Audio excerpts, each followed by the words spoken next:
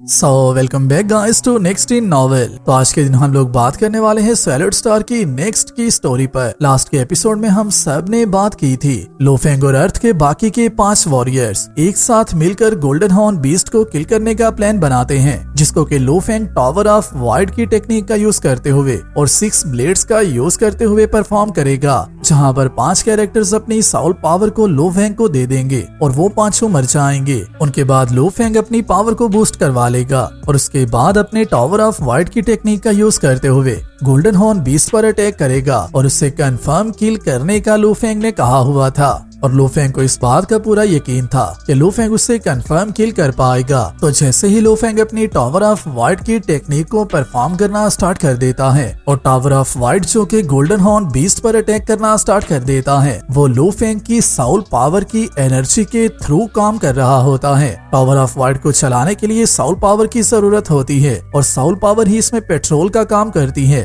जहाँ पर लोफेंग ने जितनी भी साउल पावर को अभी तक गैदर किया था, लोफेंग उस सारी पावर को टावर ऑफ वाइड में एंटर करता जा रहा होता है और tower of wide golden horn beast पर रूथलेसली अटैक करना स्टार्ट कर देता है, जिसकी वजह से गोल्डन हॉर्न बीस्ट काफी ज्यादा पेन में चला जाता है। और उसी पेन की वजह से जैसे ही गोल्डन हॉर्न बीस्ट को ये फील होता है कि लोफेंग उसके लिए खतरा बन चुका है, तो उसकी वजह से गोल्डन हॉर्न बीस्ट लोफेंग पर अटैक करना स्टार्ट कर देता है। मगर इन सारे अटैक्स को डिफेंड करने के लिए लोफेंग अपने दोनों सिल्वर स्ट्रीम गार्ड्स का यूज कर रहा होता है, जो कि दोनों ही लोफेंग के सामने आकर उसकी बॉडी को प्रोटेक्ट करना स्टार्ट कर देते हैं, ताकि लोफेंग अपनी साउल पावर का यूज करते हुए टावर ऑफ वाइड को रन करता रहे। जिसके साथ ही लोफेंग काफी ज्यादा शॉक होकर कहता है इस मॉन्स्टर का कॉन्शियसनेस इसके हेड में मौजूद नहीं है। और यहाँ पर टावर ऑफ वाइड जिसने के गोल्डन हॉर्न बीस्ट के डायरेक्टली हेड पर अटैक किया होता है, वो जैसे ही गोल्डन हॉर्न बीस्ट के हेड को क्रश कर देता है, तो गोल्डन हॉर्न बीस्ट की साउल वहाँ पर मौजूद नहीं होती। जिसके साथ ही लोफेंग ये समझ जाता है शायद इसी की वजह से ही इस मॉन्स्टर के हेड तक को इसकी बॉडी से अलग कर देने की वजह से ही ये नहीं मरता, क्योंकि इसकी साउल इसके हेड में मौजूद ही नहीं है। ये मॉन्स्टर इंसानों से और बाकी के सारे क्रीचर से डिफरेंट है। ये मॉन्स्टर यूनिवर्स का एक यूनिक मॉन्स्टर है, जिसकी वजह से इसकी साउल भी काफी ज्यादा यूनिक हो सकती है और इसकी बॉडी का सारा सिस्टम ही बाकी सब से डिफरेंट है। जिसके साथ ही टावर ऑफ वाइड जो कि गोल्डन हॉर्न बीस्ट के हेड को क्रश कर चुका होता है, वो गोल्डन हॉर्न बीस्ट की नेक साइड एरिया की तरफ एंटर करना स्टार्ट कर देता है और गोल्डन हॉर्न बीस्ट की नेक को भी क्रश करने लगता है और इसे क्रश करते हुए गोल्डन हॉर्न बीस्ट की चेस्ट एरिया की तरफ बढ़ना स्टार्ट कर देता है। जिसके साथ ही लोफेंग काफी ज्यादा शॉक होकर कहता है आखिरकार ये क्या है, क्योंकि यहाँ पर गोल्डन हॉर्न बीस्ट की बॉडी के अंदर लोफेंग को एक ऐसा ऑब्जेक्ट फील होता है जो कि लोफेंग ने आज से पहले ना तो देखा और ना ही उसके बारे में सुना हुआ था। इस ऑब्जेक्ट में से गोल्डन कलर की लाइट निकल रही होती है। इस ऑब्जेक्ट का टोटल साइज 20 या फिर इससे ज्यादा सेंटीमीटर का हो सकता है और ये ऑब्जेक्ट ट्रांसपेरेंट क्रिस्टल बॉल की तरह लग रहा होता है। इसके ऊपर काफी ज्यादा गोल्डन कलर की एनग्रेविंग्स मौजूद होती हैं और इन सब एनग्रेविंग में से गोल्डन कलर की लाइट इमेंट हो रही होती है। जिसके साथ जैसे ही टावर ऑफ वाइड जाकर टकराता है, तो उसी के साथ ही ये बॉल उसे काफी ज्यादा रेजिस्ट करने की कोशिश कर रहा होता है। जिसके साथ ही लोफेंग को इस बात की समझ आ जाती है कि गोल्डन हॉर्न बीस्ट की साउल इस बॉल के अंदर मौजूद है और इस बॉल को हमने एक दफा पहले भी देख लिया हुआ है। जैसे ही लोफेंग ने B6 कैनन का यूज करते हुए गोल्डन हॉर्न बीस्ट के हेड पर अटैक करवाया था और उसका हेड ही उसकी बॉडी से क्रश करवा दिया था, तो उसके बाद यही बॉल गोल्डन हॉर्न बीस्ट की बॉडी से बाहर निकला था और इस बॉल की वजह से ही गोल्डन हॉर्न बीस्ट की बॉडी दोबारा से रिकवर हो पाई थी। तो जैसे ही टावर ऑफ वाइड जाकर इस बॉल के साथ टकराता है, तो उसी के साथ ही गोल्डन हॉर्न बीस्ट इसे काफी ज्यादा रेजिस्ट करने की कोशिश करता है और इसी की वजह से ही गोल्डन हॉर्न बीस्ट काफी ज्यादा पेन में भी जा रहा होता है। और इसी पेन की वजह से गोल्डन हॉर्न बीस्ट रूथलेसली लोफेंग पर अटैक करना स्टार्ट कर देता है, ताकि इससे पहले के गोल्डन हॉर्न बीस्ट मरे वो लोफेंग को ही किल करने की कोशिश कर रहा होता है। मगर वहीं पर लोफेंग को डिफेंड करने के लिए दोनों के सिल्वर स्ट्रीम गॉड्स अपनी सारी पावर का यूज करते जा रहे होते हैं। जिसके साथ ही लोफेंग कहता है ये अच्छा नहीं हो रहा। गोल्डन हॉर्न बीस्ट की स्पिरिचुअल डिफेंसिव पावर काफी ज्यादा है, जिसकी वजह से ही वो मेरे अटैक को डिफेंड कर पा रहा है। मगर उसी के साथ कुछ देर सोचने के बाद लोफेंग काफी ज्यादा गुस्से में आकर कहता है अगर तो ऐसी बात है तो फिर मैं भी अपनी पूरी कोशिश करने वाला हूँ और इस मॉन्स्टर को इसी तरह से यहीं पर किल करने वाला हूँ। जिसके साथ ही लूफेंग की बॉडी में जितने भी 3 छोटे प्लैनेट्स मौजूद थे, जिनके बारे में मैंने आप सबको बताया था कि स्टार ट्रेवलर लेवल 3 पर पहुंचने की वजह से लूफेंग की बॉडी में 3 छोटे प्लैनेट्स क्रिएट हुए थे, जिनके अंदर ही लूफेंग की सारी पावर मौजूद होती है। और इसी के साथ ही साथ इनमें सबसे सेंटर वाले प्लैनेट में लूफेंग का अपना कॉन्शियसनेस भी मौजूद होता है। वो तीनों के प्लैनेट्स ही लूफेंग की बॉडी से बाहर आ जाते हैं। लूफेंग के कॉन्शियसनेस ने उसकी बॉडी को ही छोड़ दिया होता है और ये लूफेंग ने सिर्फ कम्प्लीटली गोल्डन हॉर्न बीस्ट को किल करने के लिए किया होता है, जहां पर लूफेंग अपनी सारी पावर को भी टावर ऑफ वॉइड के साथ ही मर्ज कर देता है और अपनी फिजिकल बॉडी या फिर इंसानी शक्ल से बाहर निकलकर टावर ऑफ वॉइड के साथ मर्ज हो जाता है। जिसके बाद लूफेंग की फिजिकल ह्यूमन बॉडी किसी काम की भी नहीं रहती, जिसके साथ ही बबाता काफी ज्यादा शोर करने लगती है और लूफेंग को ये करने से रोक भी रही होती है। हालांकि होंग और थंडर गॉड ने चाहे अपनी साउल इमोलेशन टेक्निक को यूज भी क्यों न किया हो, मगर उनकी साउल्स ने अपनी बॉडीज को लीव नहीं था किया। मगर लूफेंग इस मॉन्स्टर को किल करने के लिए इतना ज्यादा क्रेजी हो चुका होता है कि लूफेंग अपनी फिजिकल बॉडी को ही छोड़ देता है और अपनी सारी साउल को टावर ऑफ वॉइड के अंदर एंटर कर देता है, जिसकी वजह से लूफेंग के पास अपनी बॉडी में वापिस आने का कोई भी चांस नहीं रहता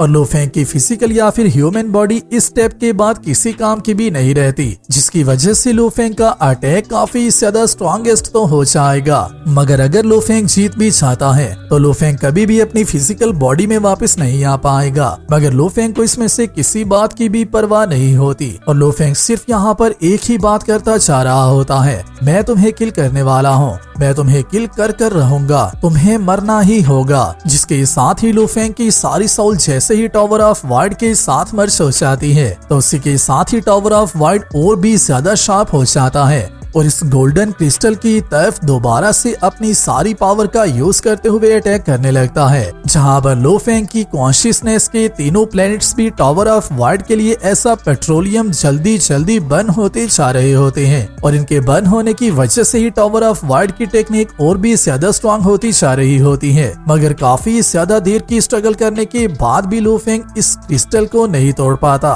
जिसके साथ ही लूफेंग कहता है आखिरकार ये क्यों नहीं टूट रहा, इसे टूटना चाहिए था। लूफेंग काफी ज्यादा परेशान हो चुका होता है और वहीं पर गोल्डन हॉर्न बीस्ट जो कि काफी ज्यादा पेन में होता है, वो इस पेन की वजह से ही रॉक टू रॉक क्रैश होने लगता है। हालांकि चाहे ये मॉन्स्टर कितना भी ज्यादा पावरफुल क्यों ना हो, मगर अभी के लिए जबकि उसकी साउल ही खतरे में होती है तो ये मॉन्स्टर भी काफी ज्यादा डर चुका होता है। और उसी के साथ ही साथ अभी कुछ देर पहले ही होंग और ली शैन ने अपनी सारी पावर का यूज करते हुए इस मॉन्स्टर की साउल को काफी ज्यादा हैवी डैमेज दिया था और अभी के लिए लूफेंग भी ऐसा ही कर रहा होता है, वो इसकी साउल पर ही अटैक कर रहा होता है, जो अटैक होंग और ली शैन के अटैक से कम पावरफुल नहीं होता, जिसकी वजह से गोल्डन हॉर्न बीस्ट काफी ज्यादा पेन में होता है। मगर वहीं पर देखते हैं हम लूफेंग को, जो कि क्रेजीली इंसेन हो चुका होता है और सिर्फ एक ही बात करता जा रहा होता है, मैं इस क्रिस्टल को तोड़ने वाला हूँ, मैं तुम्हारी साउल को डिस्ट्रॉय करने वाला हूँ, मैं तुम्हें किल करने वाला हूँ। हालांकि लूफेंग यहाँ पर मौत से नहीं डर रहा होता, लूफेंग सिर्फ एक ही बात से डरता जा रहा होता है,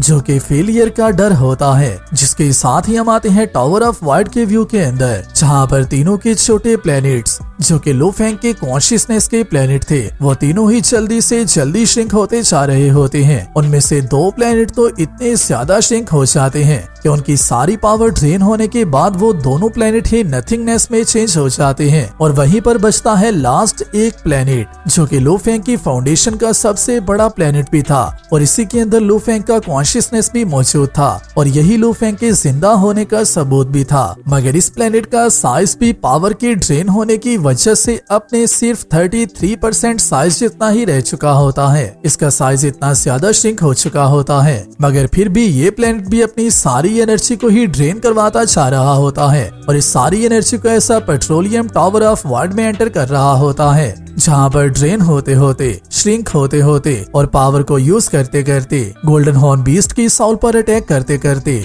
आखिरकार एक ऐसा पॉइंट आता है कि लूफेंग का अपना कॉन्शियसनेस ही ब्लरी होना स्टार्ट हो जाता है, जिसके साथ ही लूफेंग को ये बात समझ आ जाती है कि लूफेंग मर रहा है। मगर लूफेंग मरते मरते भी सिर्फ एक ही बात करता जा रहा होता है, जल्दी से मर जाओ। जिसके साथ ही हम आते हैं जियांगनैन बेस यांगसू सिटी की स्ट्रीट्स पर, जहां पर अर्थ के सब लोग लो फेंग की इस फाइट को देख रहे होते हैं और इसके आने वाले क्या कॉन्सिक्वेंसेस होने वाले हैं, इसके रिजल्ट्स क्या होंगे, क्या गोल्डन हॉर्न बीस्ट मर पाएगा, क्या इंसानों को जीने की कोई उम्मीद मिलेगी। वो सब लोग सिर्फ इसी बात को जानने का इंतजार कर रहे होते हैं। जहाँ पर वीवेन जो के लो फेंग का काफी ज्यादा क्लोज फ्रेंड था, वो स्क्रीन को देखते ही कहता है, लो फेंग मेरे ब्रदर, तुम्हें हर हाल में जीना होगा, प्लीज मत मरना। मगर वहीं पर जो स्क्रीन इन दोनों की लाइफ फोर्स को शो कर रही थी, वो लो फेंग की लाइफ फोर्स को गोल्डन हॉर्न बीस्ट की लाइफ फोर्स के साथ ही मर्ज कर देती है, क्योंकि लो फेंग जबकि गोल्डन हॉर्न बीस्ट की बॉडी में एंटर हो चुका होता है, लो फेंग का कॉन्शियसनेस भी गोल्डन हॉर्न बीस्ट के कॉन्शियसनेस के बिल्कुल साथ जाकर लग चुका होता है। उसी की वजह से ही डिटेक्टर लो फेंग की लाइफ फोर्स को डिटेक्ट ही नहीं कर पाते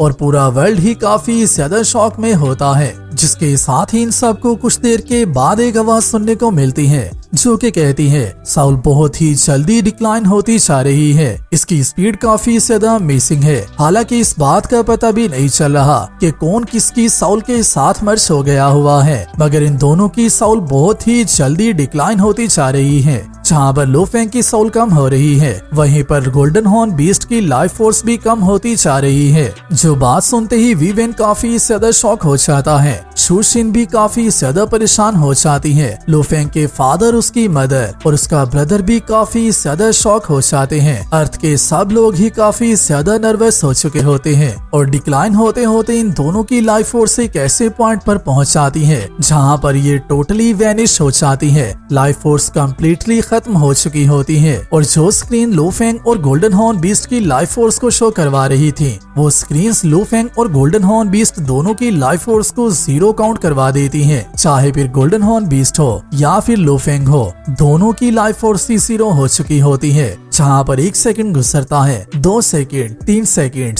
सब लोग काफी ज्यादा शॉक होते हैं। क्या लो फेंग और गोल्डन हॉर्न बीस्ट दोनों ही मर गए हैं? पूरी अर्थ के लोग ये बात जानकर काफी ज्यादा नर्वस होते हैं। स्वेल्विंग मॉन्स्टर जो के पहले भी एक दफा मरा था, वो कुछ देर के बाद दोबारा ही जिंदा हो गया था, मगर क्या अभी ये दोबारा जिंदा होगा? क्या ये मॉन्स्टर कहीं दोबारा वापस तो नहीं आ जाएगा? जहाँ पर वेट करते करते 1 मिनट गुजरता है, 2 मिनट गुजरते हैं, 3 मिनट गुजर जाते हैं, मगर ना तो लो फेंग की लाइफ फोर्स में चेंजिंग आती है और ना ही गोल्डन हॉर्न बीस्ट की लाइफ फोर्स दोबारा से रिकवर होती है। ये दोनों ही जीरो पर रह जाती हैं। पूरा वर्ल्ड ही साइलेंट मोड में जा चुका होता है, जिसके साथ ही दोबारा से इन सबको स्क्रीन पर आवाज आती है। अभी के वक्त चाइना का टाइम 4:10 का हो चुका है। 3 स्टार ट्रेवलर लेवल के वॉरियर्स डीप सी में एंटर हो चुके हैं और जाकर गोल्डन हॉर्न बीस्ट की बॉडी से उसके पीसेस को काट कर लेकर आने वाले थे, मगर जबकि गोल्डन हॉर्न बीस्ट का डिफेंस काफी ज्यादा स्ट्रॉन्ग है, तो कोई भी स्टार ट्रेवलर लेवल का वॉरियर ऐसा नहीं कर पाया।